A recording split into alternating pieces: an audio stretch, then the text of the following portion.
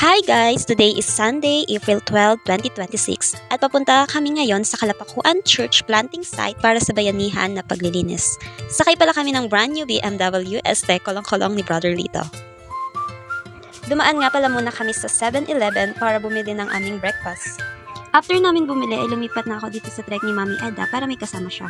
At iyan pa ang ating ibang mga kasama na nakasakay sa kolong-kolong. Dito nga pala sa Sitio Bukid, Kalapakuan, Subic, Zambales located ang ating church planting site. Dahil nauna nga kami at ako ang ginawang human map ni Mami Eda, kaya naligaw kami. Bumalik kami ngayon para hanapin ang tamang daan and tada! Amin nga itong nakikita.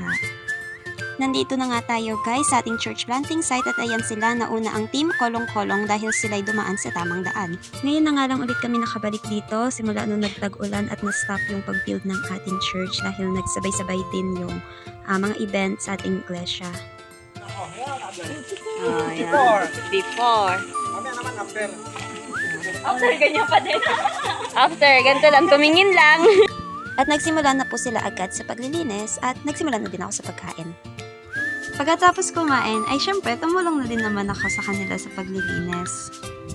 At ito nga ay medyo dumadami na rin kami dahil dumadami na rin ang mga kapatiran na dumarating.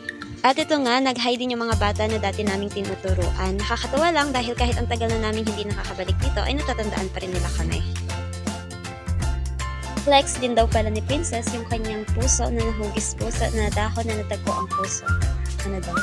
Never mind, balik na po tayo ulit sa paglilinis. Ayan nga, lumalawak na po pala yung aming nalilinis at unti-unti nakikita na yung aming progress. At medyo nawala nga yung aming pagod dahil binisita kami ng isang 2 months old at isang 2 weeks old na baby, boy and baby girl.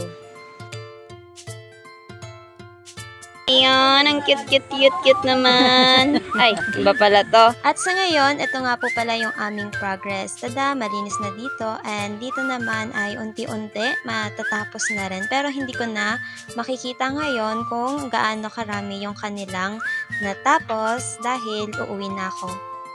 Bakit ako uuwi? Kasi nagapangan ako ng higat sa leeg at sobrang katinya na kaya uuwi na ako. Bye! See you sa next vlog!